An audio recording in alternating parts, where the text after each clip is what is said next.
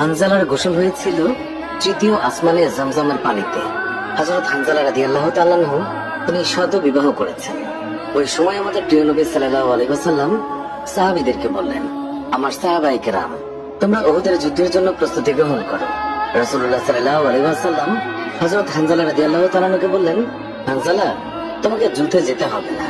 তখন হানজালা রাদিয়াল্লাহু তাআলা আনহু বললেন, ইয়া রাসূলুল্লাহ, আপনি যুদ্ধে যাবেন, কাফেরদের সঙ্গে যুদ্ধ করবেন, আর আমি সেখানে না গিয়ে স্ত্রীর সঙ্গে আমোদ প্রমোদ করব?